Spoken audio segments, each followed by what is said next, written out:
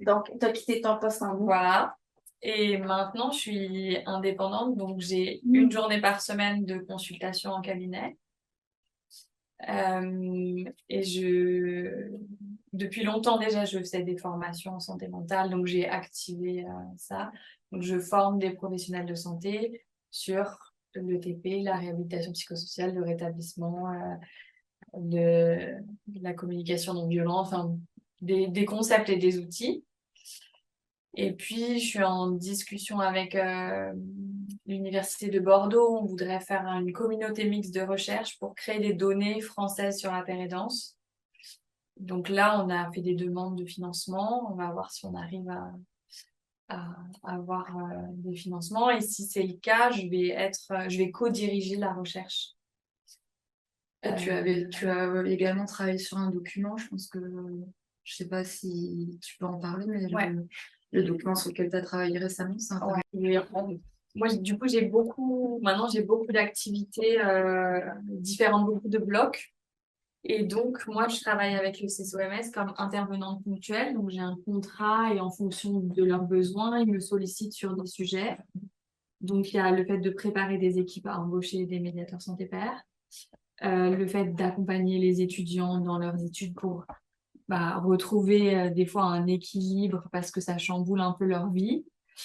Et puis là, on a été plusieurs à travailler sur un document, une note technique pour le ministère de la Santé, parce que nous, aujourd'hui, notre métier, il n'existe pas réellement. Donc, moi, à l'hôpital, j'étais sur une grille d'éducateurs parce que c'est le même niveau d'études, mais en fait, on fait pas le même métier. Du coup, on est toujours un peu à la frontière entre des statuts. C'est pas facile. Et puis là, comme indépendante, je dois avoir une responsabilité civile.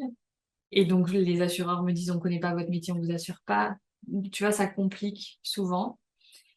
Et donc là, ce document, c'était pour montrer à quel point notre métier, c'est pas n'importe quoi et qu'on voudrait qu'il crée au ministère notre métier pour qu'on puisse le valoriser, évoluer, que ça existe, parce que on trouve que, par exemple, on est beaucoup invité dans des colloques pour présenter notre métier, ce qu'on fait, le rétablissement, la pérédance, etc.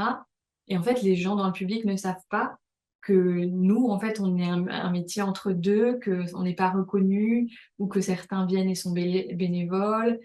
Et, et en fait, on considère que maintenant, on commence à faire partie du système de soins, de la psychiatrie en France, mais qu'il faut que ça, ce soit reconnu aussi, on peut pas nous dire, d'un côté, vous êtes essentiel pour que les équipes fonctionnent bien, et d'un autre côté, on va pas créer votre métier parce que c'est pénible à faire. Donc, il y a tous ces éléments-là dans lesquels je suis investie, à la fois la pratique clinique avec des patients, à la fois la recherche, à la fois la formation professionnelle, à la fois les travaux du CCOMS. Et puis avec le CCOMS, je suis aussi, euh, j'interviens pour le Quality Rights, donc les audits qu'on fait dans les structures pour faire un état des lieux du respect des droits des usagers. Et puis ensuite donner des recommandations pour améliorer ces droits. Mathilde aussi, elle fait ça. Et peut-être que là, le cadre de Tutopathe, ce serait aussi intéressant pour nous de proposer, par exemple, sur le MOOC, un module sur les droits des usagers, puisque le CCOMS est vraiment expert sur le sujet. Donc peut-être qu'on pourra réfléchir à ce type de contribution pour faire avancer ce projet. En tout cas, on est là aujourd'hui toutes les deux pour aussi apporter à la fois montrer comment ça se passe en France pour les pères aidants et à la fois pour apporter une expertise particulière du CSOMS. Voilà.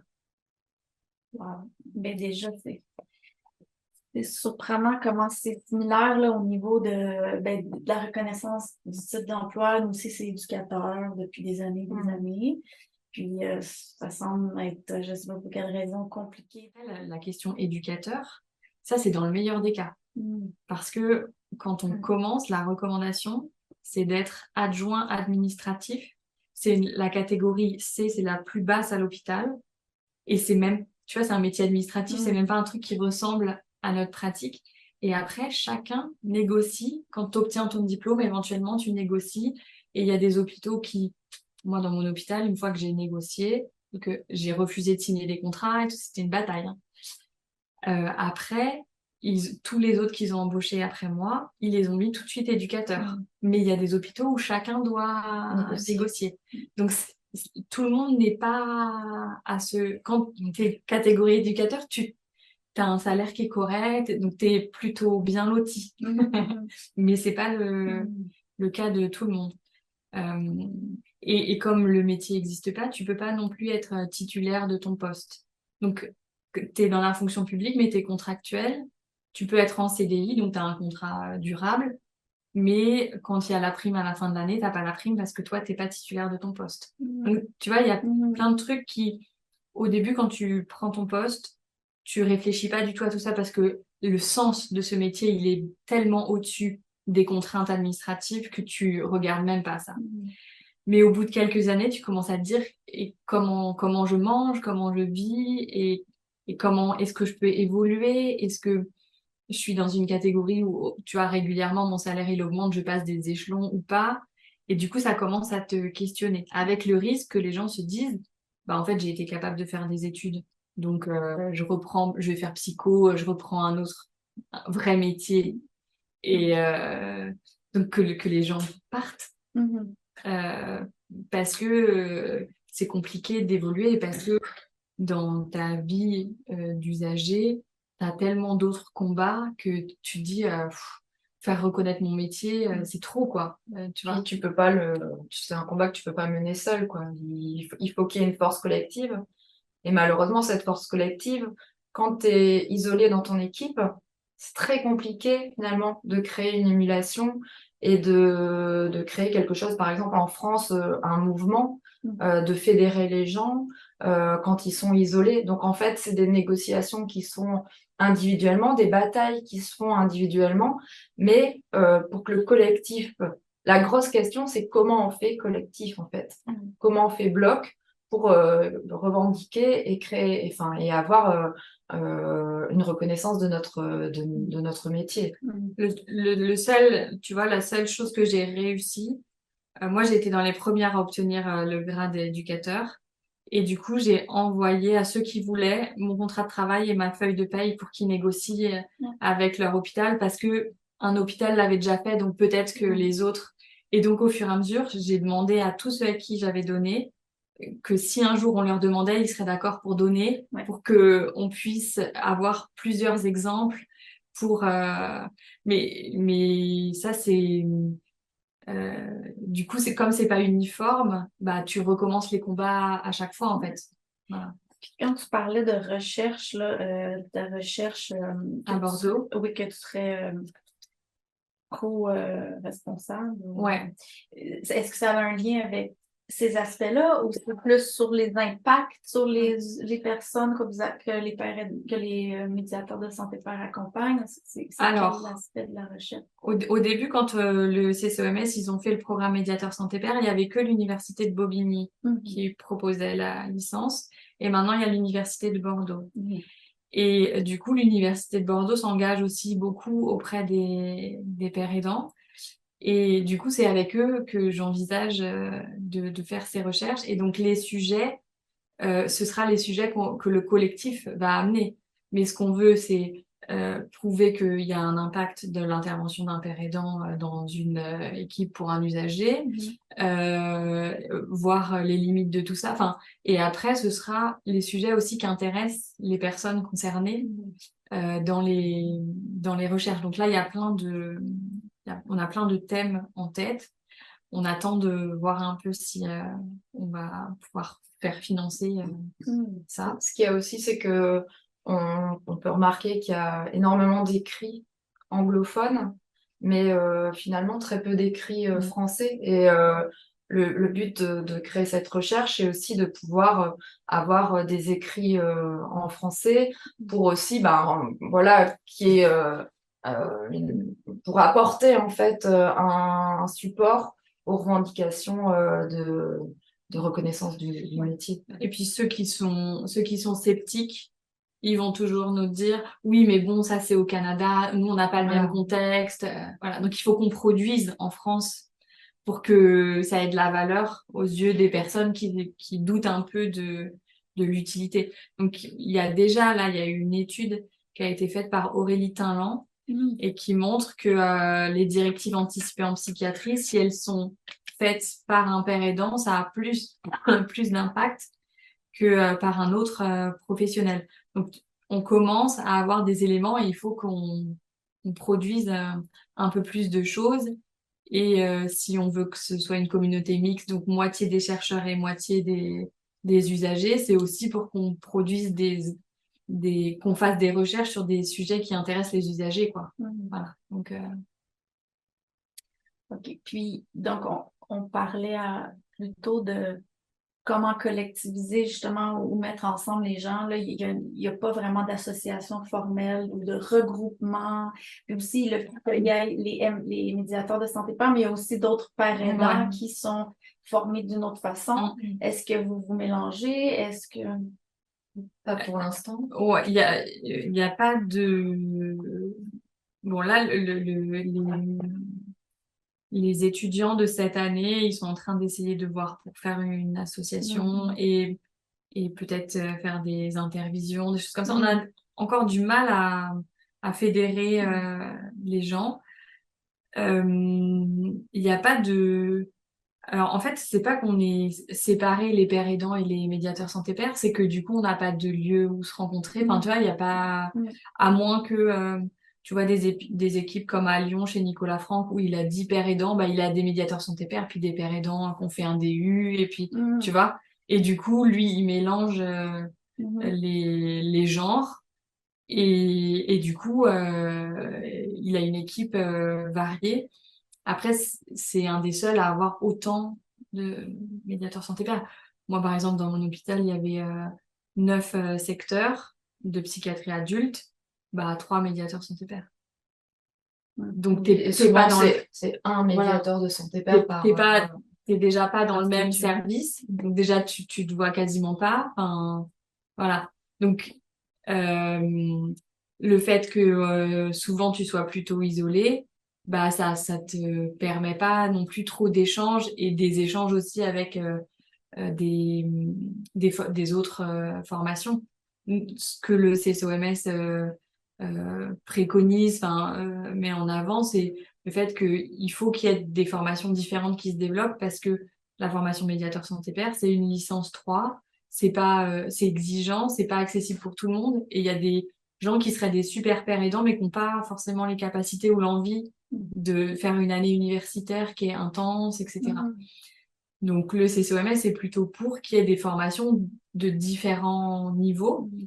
Après, ce qui nous intéresse aussi dans la question du MOOC, ce serait de se dire bah, si tous les pères aidants en France, ils ont accès au MOOC plus à une formation X ou Y, on aurait une base socle commune. commun. Voilà. Et c'est ça qui nous manque aussi. Je pense que seul un socle commun pourra créer une culture professionnelle et cette culture professionnelle sera suffisamment forte pour qu'il y ait la reconnaissance descendante de l'État en fait. Sans la création d'une culture professionnelle par un socle commun, les choses seront d'autant plus difficiles. Faut être clairvoyant quoi. Et c'est vrai que via le MOOC, ça permettrait d'unifier les pratiques. Enfin, pas forcément d'unifier les formations, mais à la base d'avoir une pratique commune, de savoir ce que les uns et les autres font et d'avoir des ressources communes pour après être plus fort Si je peux me permettre, dans cette formation commune, il y aurait le Quality Rights. Oui. Vous avez toutes les deux l'expérience une certaine forme de vos droits ont peut-être été brimés pour vous discuter, de vous à l'aise de Ouais. parler de vos expériences d'hospitalisation. Ouais, puis avant ça, mais j'étais intéressée parce que quand j'ai vu le programme aussi, quand je l'ai exploré, ça, je me suis concentrée sur les modules par aidance, mais le programme au complet, je voyais qu'il y avait le truc qu'on peut faire des audits, mais ça, comme là, je me suis dit, mais est-ce qu'il y en a qui se font au Québec, des audits? Qui décide de faire un audit dans sa région? Et c'est la Ça structure dépend. qui choisit Ah, ok. de J'ai faire. fait un audit et c'était exceptionnel, mais c'était l'ARS, l'Agence régionale de santé, qui, suite au passage du délégué Du contrôle du général des lieux de général, privation de liberté. voilà, Ok. avait demandé en fait à ce qu'il y ait une observation quality right de fait. Ok. Donc, Parce que si c'est ça, je me questionnais, moi, sur si ça vient, ça doit devenir d'eux, là, de nous, c'est des civils, ce qu'on appelle, là. Je pense pas qu'ils vont dire oui, oui, venez nous inspecter. Alors- On a des agréments qu'on appelle, là, mais Ouais. tu sais, parce que j'aurais trouvé ça intéressant qu'il y ait une inspection, pas une Oui, inspection.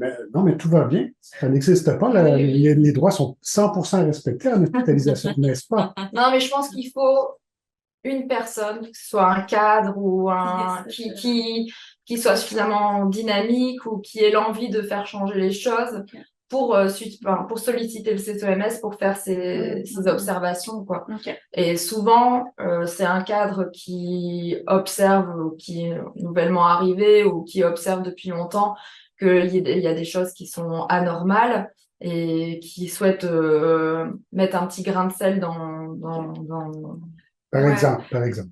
Ouais. Ouais. Des fois, alors, l'audit Quality Rights, tu viens auditer en général un service et des fois plusieurs unités d'un service. Donc, c'est souvent le chef de service, le chef de pôle qui fait la demande.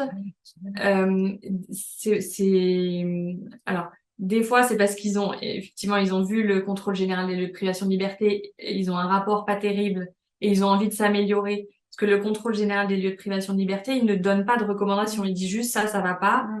Alors que l'audit Quality Rights, tu as une liste de recommandations après, des pistes de travail. C'est pas du tout la même approche. Et des fois, c'est de la bonne volonté. C'est un chef de service, il se dit, moi, j'ai envie d'améliorer. Moi, j'ai été aux hôpitaux de Saint-Maurice. Le chef de service, il est génial, il a plein de pères aidants. Son service, ça tourne super bien. Mais il voulait avoir un avis extérieur et donc il a voulu participer à un Quality Rights. Des fois, c'est parce que l'hôpital se dit, oh là là, peut-être qu'on va se faire inspecter par le contrôle général des lieux de privation de liberté. Donc avant, on aimerait bien avoir une inspection douce avec des conseils. Voilà. Et des fois, c'est aussi, tu sais, l'HAS vient inspecter l'hôpital, la note est pas terrible. Donc pour faire preuve de bonne volonté, ils appellent le CCOMS pour faire un Quality Rights pour essayer de changer certaines choses. Donc moi, j'ai été dans un service où c'était plutôt très respectueux des droits, pas de contention, il n'y avait pas de chambre d'isolement, il y avait juste une chambre d'apaisement avec musique, un lit, des lumières que tu peux moduler, etc. Qui n'est pas fermé. Tu demandes la chambre sur ta bonne volonté pour te sentir mieux, mais du coup, il n'y avait pas d'enfermement et pas de... Voilà. Donc c'était vraiment sympa à auditer. Ouais. Et des fois, tu as des situations où effectivement c'est plus délicat, mais ça reste la bonne volonté de la structure. Pour rebondir, moi j'ai fait une observation donc, dans un hôpital qui utilisait la chambre d'isolement de manière très très régulière, la contention aussi dès qu'il y avait une source d'agressivité. Et c'était pas du tout remis en question par les équipes, bien au contraire. Il s'était défendu comme quelque chose qui pouvait, à la limite, être bienveillant. Et moi, étant ex-patiente de la psychiatrie, ayant vécu l'isolement et la contention, c'est vrai que c'est quelque chose qui est très difficile à entendre, en fait. Mais dans ta posture d'observateur en Quality Right, tu dois entendre la parole des personnes que tu interviews ou que tu as en entretien. Tu dois rester neutre, même si à l'intérieur de toi, bah, tu te dis oui, mais moi je l'ai vécu à titre personnel, la contention, et Et je sais que non, mettre du cuir sur les poignets et serrer à fond, c'est pas quelque chose qui fait réagir dans une crise, quoi. Donc, c'est vrai que on n'a pas toujours.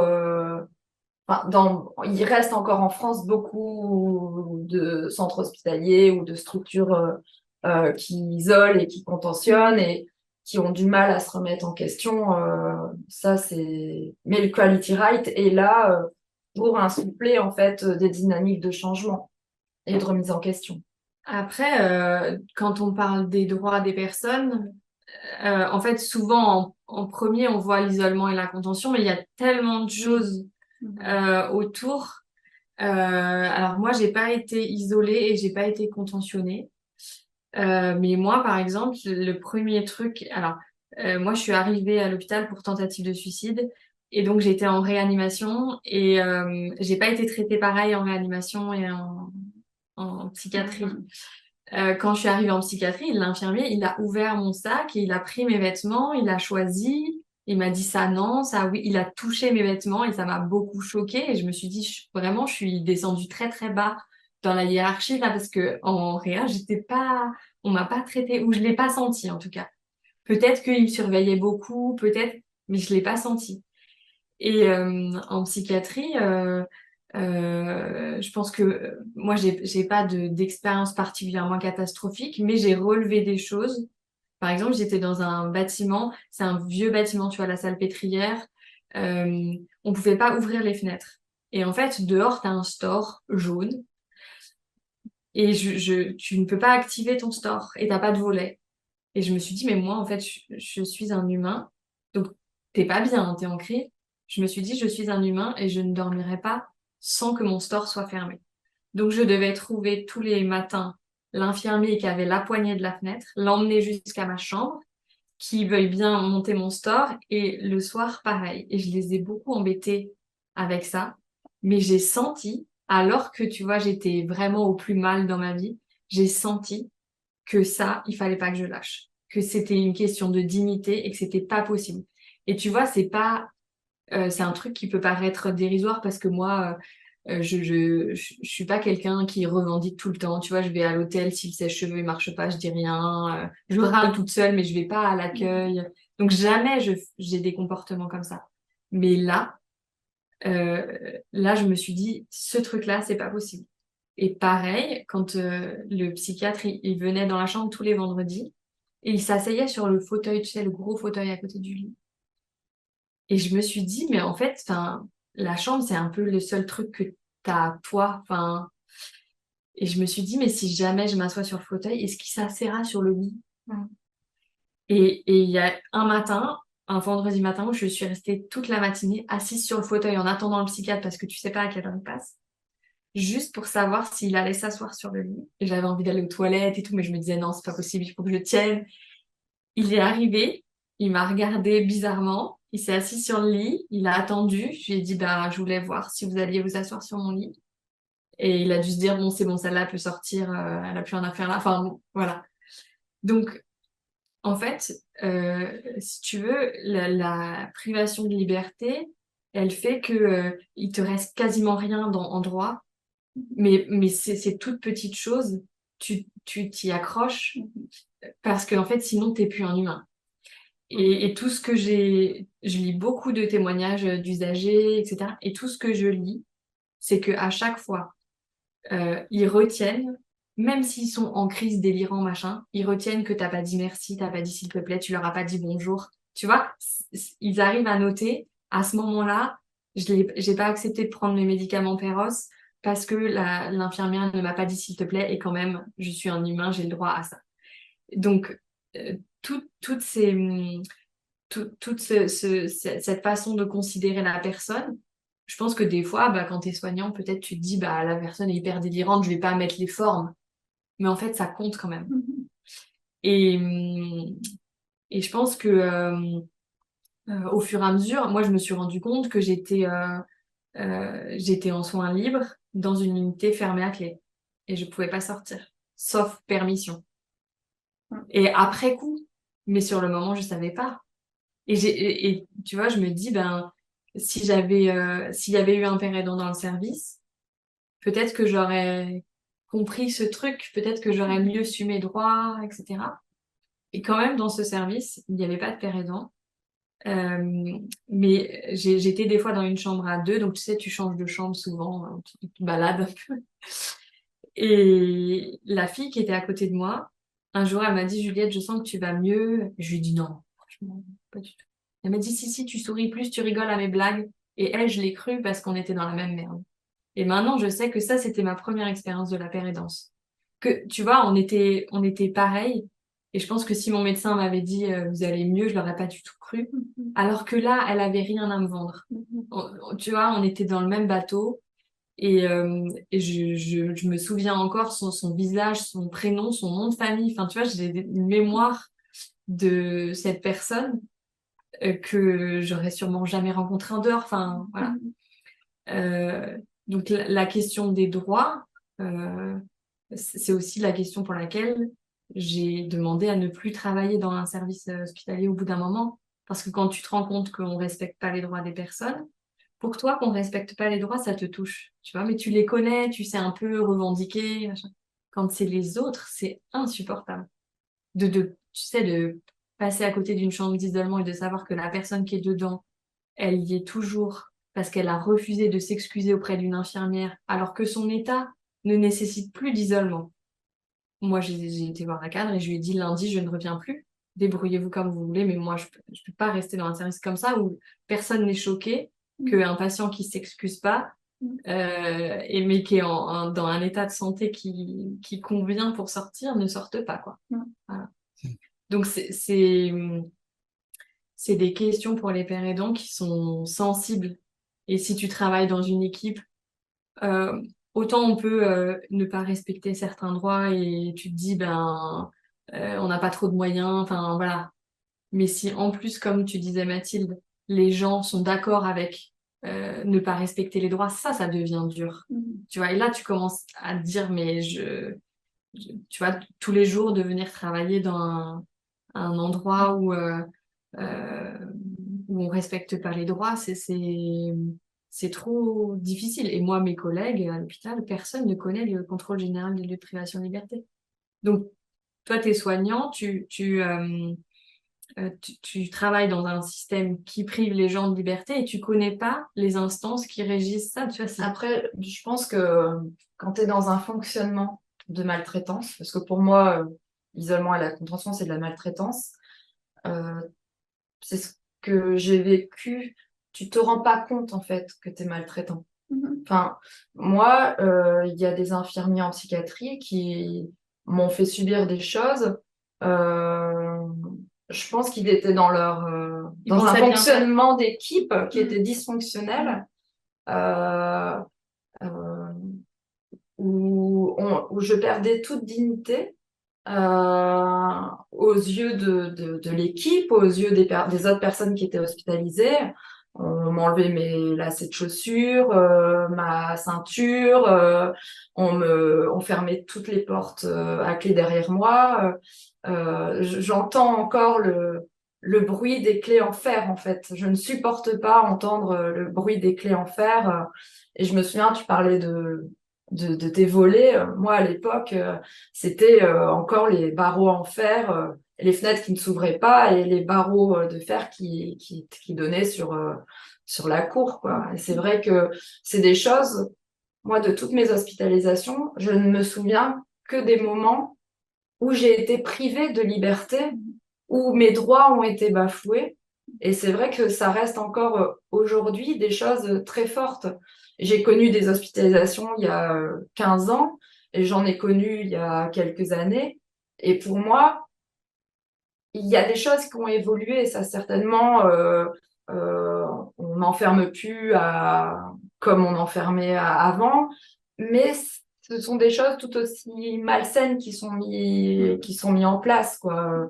Moi, j'ai été hospitalisée les premières fois quand j'étais adolescente. Et le psychiatre, moi, il s'asseyait sur mon lit, quoi.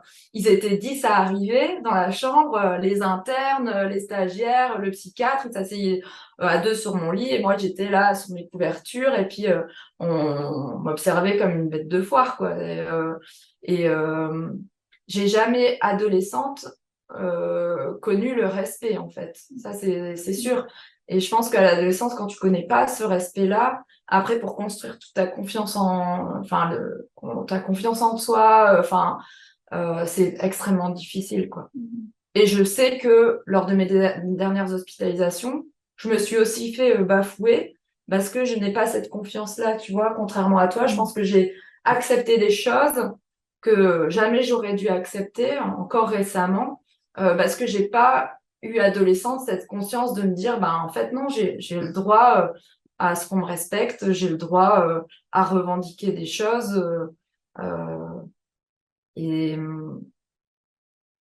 oui, c'est encore aujourd'hui très difficile à parler, à exprimer. Enfin, c'est encore des choses qui sont extrêmement fortes en moi, quoi. Et mettre des mots dessus, ça reste encore très difficile, très douloureux. Mais c'est pour ça que je me demandais pendant que tu parlais aussi quand tes hospitalisations récentes, mais aussi toi quand tu travaillais en milieu hospitalier, on est réexposé à tout ça, mais est-ce que, je me souviens plus, est-ce que toi tu as travaillé aussi en milieu hospitalier? J'étais éducatrice spécialisée OK. pendant 15 ans. Et suite à ce qu'on appelle couramment un burn-out, en fait, j'ai décompensé. Donc, en fait, je vis avec un diagnostic, avec une maladie psychique, mais j'ai pas fait la formation médiateur de santé pair.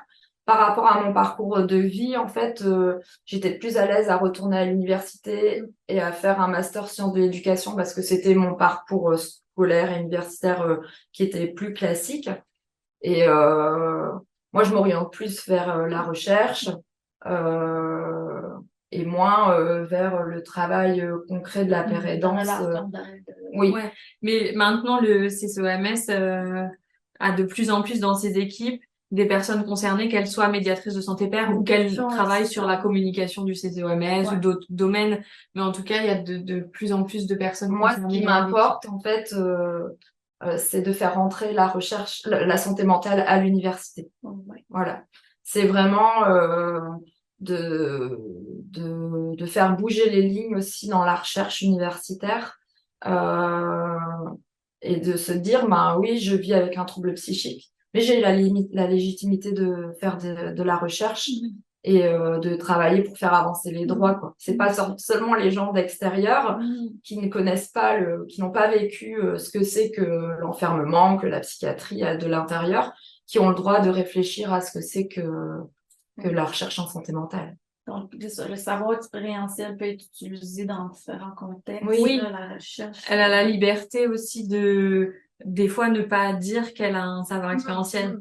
Alors, moi, c'est dit. Mais voilà, des fois, il y a des personnes qui ont envie de contribuer, tu vois, à la psychiatrie, à faire évoluer la psychiatrie, sans trop s'exposer. Et du coup, c'est intéressant qu'elles puissent aussi le faire par d'autres biais, en fait.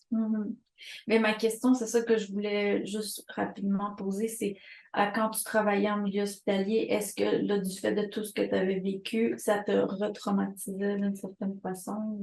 Alors, voir tout ça, de voir d'autres personnes qui sont pas leurs droits sont pas respectés. Ça m'a pas retraumatisé, mais en fait, tu peux jamais savoir à l'avance. Est-ce que le fait de travailler en pérédance, ça va améliorer ton rétablissement ou le dégrader? C'est un peu un pari. Et tu vois, en fait, tu as passé du temps dans ta vie à réduire la part de la maladie dans ta vie. Et là, d'un coup, comme ça devient ton métier, effectivement, tu es confronté à plein de situations. Donc pour moi, c'est plutôt positif, mais aussi parce que je connais mes limites. Tu vois, cette situation avec cette personne en ISO où j'étais contre cette idée-là et j'ai dit, en fait, moi, je vais pas supporter de venir tous les jours et qu'il soit enfermé injustement. Et donc j'ai demandé à augmenter mon temps dans une autre équipe pour ne plus venir là. Et il y a quand même pas beaucoup de pères aidants en France qui restent dans une unité d'hospitalisation. C'est la situation la plus difficile. Il y en a qui disent d'emblée, je ne veux pas y aller. Je veux aller en ambulatoire, là où on travaille, le retour à l'extérieur, etc. Mais à l'hôpital, on travaille quand même des sujets qui sont intéressants. Que les gens puissent discuter avec quelqu'un qui va mieux, tu vois, ça compte dès le début. Et puis, on traite des sujets, pourquoi ma mère m'a fait hospitaliser, parce qu'en France, tu vois, si le patient est contre, la famille peut signer le tiers. Mais donc le patient comprend que c'est la famille qui a demandé l'hospitalisation. Tu vois, il y a des quiproquos dans les appellations à la demande d'un tiers. Le tiers, c'est la famille, mais en fait, c'est à la demande du médecin. Et c'est le tiers qui signe une décharge, tu vois. Et donc, c'est j'ai été hospitalisée sous contrainte et j'ai mis des années à comprendre ça, à en vouloir à mes parents. Alors que quand j'ai réalisé que c'était le médecin qui avait demandé la signature de mes parents, les choses, elles ont totalement changé dans ma perspective et dans le pardon que je pouvais exprimer auprès de mes parents. Ça, c'était... J'ai passé beaucoup de temps avec des usagers sur ce sujet-là. Et du coup, directement à l'hôpital. Mais après, c'est aussi le but de la formation que tu puisses réfléchir à tes limites, quelles conditions d'exercice tu acceptes. Moi, j'ai réfléchi aussi à qu'est-ce que je vais raconter de mon histoire, quels éléments avec lesquels je suis au clair et c'est OK. Il y a d'autres éléments où peut-être que non, tu vois. Et donc aussi, c'est pour ça que je pense que le MOOC, ça pourrait être intéressant, parce que si les gens commencent par le MOOC, ils pourront réfléchir à tout ça. Moi, si tu veux, j'ai eu connaissance du programme, j'ai vu une vidéo d'une médiatrice. La semaine d'après, j'ai trouvé une annonce, j'ai postulé, un mois après, j'ai été embauchée, j'ai pas du tout réfléchi. Est-ce que l'équipe allait être préparée ou pas? J'y suis allée comme ça. Et donc, ça pourrait être un préalable un peu pour déjà mieux comprendre quelles vont être les missions de la personne, parce que tu arrives dans une équipe, tu sais pas trop ce que tu vas pouvoir leur proposer. C'est difficile hein, d'expliquer à l'équipe en quoi tu vas être utile. Parce que nous, dans le format du CSOMS, tu commences ton poste et ensuite tu démarres l'université en parallèle. Donc, tu commences ton poste, t'as pas trop d'éléments, à part... Faut que l'équipe soit très moteur. Très partante. Oui, c'est ça. Ben, moi, il y avait beaucoup de gens qui me contactaient pour dire je m'intéresse à devenir peut-être père aidant, puis je leur disais toujours d'aller faire le MOOC parce que ça engage à rien, c'est gratuit. Puis ça lui a donné un peu une idée, puis là, tout de suite, ils sentaient que je suis pas confortable comme tu le sais à l'intérieur, ou il y en a pour qui ça a été majeur le MOOC de leur faire s'engager dans la voie de formation là, à l'université. Ça permet, moi j'ai fait le MOOC pour le rétablissement.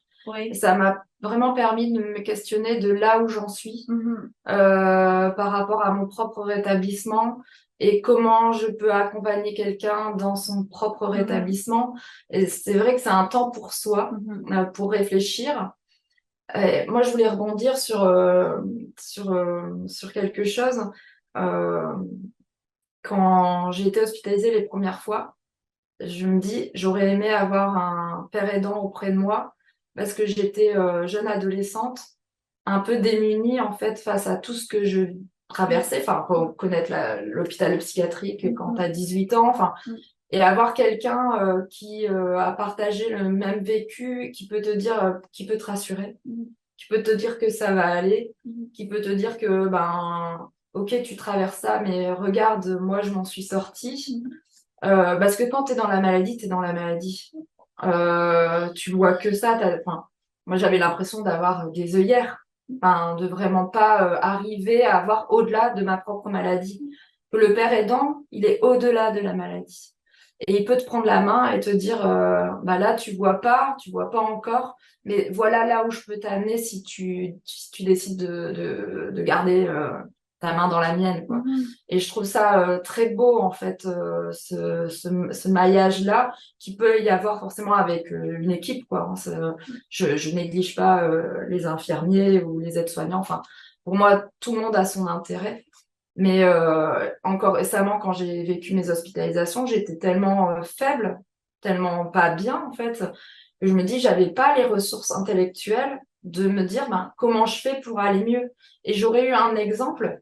J'ai eu des exemples ben, de personnes qui étaient hospitalisées, qui allaient mieux, et ça me motivait, d'art thérapeutes qui me boostaient en fait en me valorisant, ah, bah, ça c'est bien ce que tu fais, que ce soit par rapport au dessin ou à la danse. Et je me dis, si j'avais eu quelqu'un en dehors de ma famille, parce que c'est très compliqué de parler de ces troubles psychiques avec sa famille, enfin, je le mets vraiment à part, mais d'avoir quelqu'un, tu sais que c'est aussi son métier, de t'écouter. Tu sais aussi qu'il a vécu les mêmes choses que toi, c'est complètement différent pour te dévoiler, pour avancer. Tu te sens moins seul, quoi. Mhm. Enfin, Puis je change un peu de truc. Je me demandais, ton livre, toi, est-ce que tu l'avais écrit avant ou après de choisir de devenir père aidant? Puis est-ce que ça l'a joué dans ton parcours de rétablissement? Moi, j'ai écrit le livre euh, pendant la formation. Pendant que... Ouais. En fait, je me suis rendu compte, donc moi, j'ai utilisé une arme à feu et donc je ne savais pas euh, qu'est-ce que la police avait dit à mon mari, qu'est-ce que mon mari avait dit à mes parents, à mes frères. J'ai un frère qui m'a demandé est-ce que c'est moi qui t'ai appris un jour à utiliser une arme, parce que dans ma famille, ils sont chasseurs, donc voilà, il y a des armes. Et donc, je me suis dit, en fait, plus personne n'a envie d'en parler et je sais pas qui a dit quoi et j'avais envie d'écrire ma version de cette journée parce qu'aussi, je m'étais rendu compte que j'étais pas du tout dans mon état normal ce jour-là. Et du coup, j'ai proposé à une copine de lui raconter ce jour-là et elle m'a dit, OK, bah, je veux bien. Et elle m'a dit, bah, après, bah, je suis soulagée, en fait, que tu me racontes ça. Elle avait très très peu d'infos. En plus, elle était à l'étranger à ce moment-là. Enfin, voilà. Et du coup, je me suis dit que j'allais écrire et que je pensais à ce moment-là que j'avais un niveau d'analyse, tu vois, pertinent pour raconter à la fois ce qui s'était passé, aussi comment maintenant je comprenais les événements. Euh, et après, ceux qui voulaient lire, ils liront, et ceux qui voulaient pas, tu vois, voilà, que ce soit libre.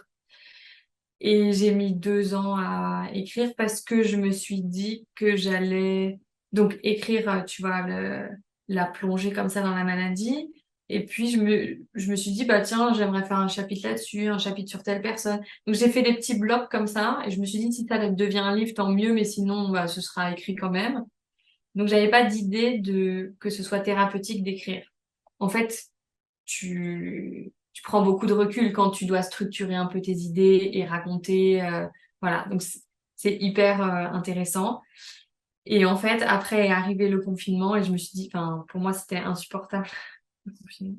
Même si j'ai pu continuer à travailler, même si la privation de liberté du confinement, c'est quand même pas grand-chose à côté de l'hospitalisation.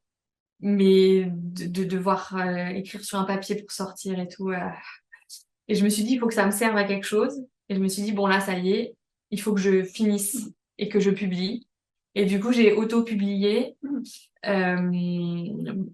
tu vois, pour que ça sorte et que ça puisse se faire. Donc, dans le livre, il y a à la fois, tu as mon entrée dans la maladie et aussi mes débuts de médiatrice santé père, de formation, etc. Euh, donc, le début est un peu raide. Mais après, il y a de l'humour, c'est plus sympa. Euh, et vraiment,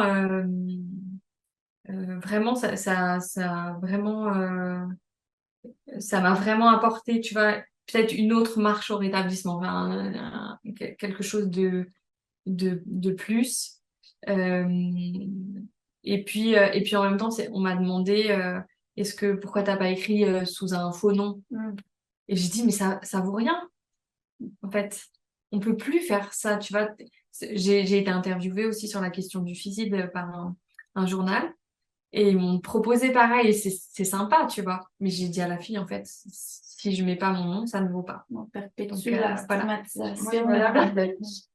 Et donc, Voilà, je voulais rebondir sur ton livre. Moi, ça, enfin, ce qui me fait écho, c'est la nécessité de prendre recul sur son savoir expérientiel, sur ce qu'on a vécu.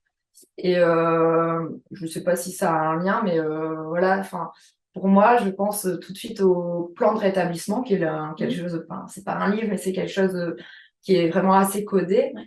Et pour moi, le plan de rétablissement, c'est hyper intéressant parce que ça te permet de prendre du recul sur qu'est-ce que je suis, qui je suis quand je suis dans la maladie, quand je suis ce qu'on appelle en crise, mais pas forcément en crise, quoi, quand j'ai ces œillères là où je ne vois plus, et qu'est-ce que je ne veux pas. Et qu'est-ce que je veux? Par exemple, je peux très bien, moi, ne pas vouloir de la chambre d'isolement, de le dire, et après que mon droit soit, soit que ton choix soit respecté. Respecté ou pas. C'est respecté dans la mesure de ce qui est possible à ce moment-là par l'équipe. Mais au moins, j'ai posé les choses à la base pour moi, de ce que je trouve respectueux pour moi, et là où je me sentirais respectée. Et c'est hyper important. D'un point de vue pour la prise de recul, comme tu as pu le faire dans ton livre, et je trouve ça hyper intéressant. Et pour moi, chaque médiateur a un livre à écrire, quoi. Mais ce plan de rétablissement, c'est aussi un garde-fou pour pas qu'il y ait des abus, en fait, de la part du système. Il y a le plan de rétablissement où vraiment tu planifies ton rétablissement et le plan de crise où tu vois les mesures. Voilà. En fait, c'est aussi deux éléments qui te permettent de travailler des questions que tu t'es pas posées, en fait. Et tu feuillettes et tu te rends compte et tu te dis, ah, mais je me suis jamais posé cette question-là. Et donc, en fait, tu peux pas être complètement pareil avant d'avoir fait et après. C'est-à-dire que ça te fait cheminer aussi. Donc, ça, c'est des outils que j'utilise avec les usagers et qui permettent aussi de se rendre compte que le rétablissement, tu vas pas l'attendre. Ça, il faut que tu travailles dessus. Et donc, comme tu as des cahiers avec des exercices, maintenant, il y a plein de pays qui ont fait ça et qui ont des choses gratuites que tu partages facilement. Tu vois, de se dire, bah ouais, va falloir que je réfléchisse, que je fasse un exercice, qu'on en rediscute. Et ben, tout ça, tu vois, ça te met en mouvement. Tu vois, c'est Luc Vigneault qui dit tout le temps ça. Si tu restes assis sur ton cul, t'auras un rétablissement de cul. Voilà, j'adore.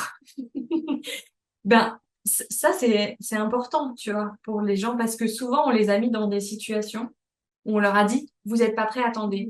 Et du coup, les gens attendent qu'on leur dise, c'est bon, vous êtes prêts. Mais une fois qu'ils ont attendu longtemps, ils peuvent plus se lever, enfin, tu vois. Donc là, on inverse un peu le truc et on leur propose de choisir, de décider, de dire ce qu'ils aiment et ce qu'ils aiment pas, de se définir autrement par je suis malade, tu vois, et éventuellement de communiquer ça à l'équipe, à leurs proches, pour que leurs souhaits soient au maximum respectés ou pour qu'on les comprenne mieux. Moi, je regrette en fait de pas avoir pu faire mon plan de rétablissement avec un père aidant. Parce que je l'ai fait seule et c'est vrai que je sais que mon plan de rétablissement, il est réduit en fait. J'aurais pu faire des choses beaucoup plus intéressantes.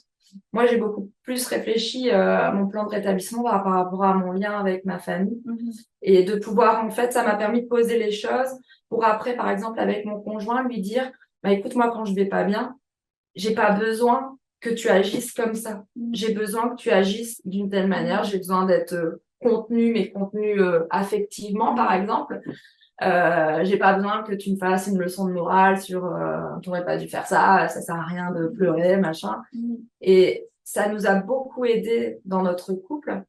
Mais je sais que je l'aurais fait avec un médiateur de santé père, ça aurait vraiment enrichi mon plan de rétablissement. En fait, tu vois, l'idée derrière tout ça, c'est que le père aidant, il est là pour faire gagner du temps aux autres. Là où lui, il a perdu du temps nécessairement. Maintenant, j'ai des patients que j'ai suivis qui sont en formation médiateur santé-père. Et je me dis, tu vois, eux, leur objectif, ça va peut-être être de donner ce qu'ils ont reçu. Moi, mon objectif, c'est donner ce que j'ai pas reçu. Et vraiment de vulgariser des choses, de leur donner plein d'infos que moi, j'avais pas eu. Et du coup, qu'ils aillent plus vite que moi, en fait. C'est ça le but. Et après, bah, moi aussi, tu vois, j'ai pas eu l'occasion de faire un plan de rétablissement. J'ai découvert ça après, quand j'ai commencé à enseigner des choses, etc. Je trouve que c'est génial que maintenant on développe de plus en plus d'outils, qu'on a de plus en plus de ressources, tu vois, qu'on puisse consulter un site canadien pour avoir des infos. Enfin, c'est top. Moi, j'ai essayé de répertorier des définitions du rétablissement. Et tu vois, j'ai listé au moins une dizaine de définitions de plein de pays différents et de plein de personnes différentes. Et je fais travailler des professionnels de santé et je leur dis, vous surlignez les éléments qui vous intéressent et vous allez faire votre propre définition. Et en fait, tu vois, chacun fait des trucs très variés. Et du coup, maintenant, on commence à avoir pas mal de matière sur ces sujets-là. Donc, on peut transmettre aussi beaucoup de choses. Et moi, je me dis, ben, peut-être ça m'aurait aidé quand moi j'étais hospitalisée ou quand moi j'allais moins bien. Mais ça m'aide aussi quand même maintenant. Il y a des trucs qui sont hyper inspirants et tu te dis, mais ça, j'ai jamais. Des fois, j'ai un patient le jour, il m'a dit, mais oui, parce que je pense que ma mère, si elle dit ça, c'est parce que. Et je me suis dit, ah, mais ma mère, pareil. En fait, j'y avais pas pensé avant, tu vois. Donc, il me donne aussi des solutions pour moi. Et ça, enfin, si tu veux, il t'arrive ça une fois dans l'année, ça te suffit, quoi, tu vois. Moi, je me suis dit, je fais ce métier-là. Si j'aide une seule personne de toute ma vie, ça vaudra le coup de le faire. Malgré l'équipe pas préparée, les gens pénibles, enfin, voilà, malgré tout ça, le statut qui n'existe pas et tout. Je me suis dit, si jamais j'aide une seule personne, c'est bon pour moi. Voilà. Un mot de la fin. Un mot de la fin. Un mot de la fin. Non, mais c'est sûr que juste un truc qui m'a flashé quand tu parles d'outils, parce que c'est ça, pour moi, le filet de sécurité, le plan de rétablissement, c'est des outils, mais c'est parce qu'éventuellement, quand on demande les parents aidants font quoi, tu sais, c'est un peu trop disparate, différent, toi, moi, ce qu'on fait. Puis je me demande si à un certain moment, on aura, oui, il y a le MOOC, mais on aura, tu sais, une espèce de sens commun de, par exemple, justement, tous les parents aidants utilisent, exemple, le filet de sécurité, c'est qui est vraiment fait par des parents aidants. Est-ce qu'à un certain moment, il va y avoir une standardisation qui fait que je pourrais moi-même aller travailler chez vous en France ou toi au Québec parce qu'on aurait été exposé au même, ben, qu'on utilise les mêmes outils. Pas juste qu'on est exposé au même concept, mais qu'on utilise. Parce que souvent, on nous demande c'est quoi vos outils, tu sais. Mais moi, je trouve que le médiateur de santé père, il a sa propre boîte à outils qui est très riche et que le partage de sa boîte à outils, elle passe par l'analyse des pratiques, l'intervision, la supervision. Et ce qui est fait au sein du CCEMS aussi, c'est de réfléchir, par exemple, là, il y a eu un document qui est paru, c'est de lister un peu toutes les missions des médiateurs de santé père. Et ça aussi, ça peut être intéressant, ne serait-ce que pour les structures, pour la construction de leur fiche de poste, pour les médiateurs aussi, pour avoir aussi des idées de, bah oui, tiens, je peux faire ça, j'ai la légitimité de faire ça. Et aussi d'uniformiser les pratiques. Ça, c'est. Je pense que ça passera par uniformiser les formations, tu vois, pour après véhiculer des outils, des pratiques. Et de toute façon, notre particularité, elle vient plus de notre posture, de notre statut, que d'une pratique. Tu vois, on va faire un entretien comme fait un entretien un infirmier. Donc, les autres professionnels, des fois, ont l'impression qu'on fait la même chose qu'eux, mais c'est juste que le message, il passe pas pareil parce qu'on n'est pas la même personne, en fait. Enfin, tu vois. Mais c'est comme moi, quand j'ai été éducatrice, c'est comme un éducateur par rapport à un infirmier. Des fois, on se dit qu'on fait la même chose parce que nos fiches de poste, malheureusement, elles sont pas suffisamment bien claires. Mais finalement, on n'a pas du tout la même approche. Et c'est ça qui fait l'originalité. On n'en a pas toujours conscience, mais c'est la manière dont tu vas percevoir les choses et être en relation avec l'autre qui prime sur j'ai telle fonction, j'ai telle fonction. Et je pense que le mot de la fin, c'est vraiment que le savoir expérientiel soit pas juste utilisé justement dans le cadre de soins psychiatriques ou santé mentale, mais dans la recherche, dans l'enseignement, dans d'autres sphères. Comme ça, ça sera ce qui va teinter le développement de ces sphères-là, parce que c'est ça, c'est pas juste dans les soins. Et qui va œuvrer à la déstigmatisation, parce que le gros point, en fait, qui reste dans la psychiatrie, c'est ça, c'est la déstigmatisation, quoi.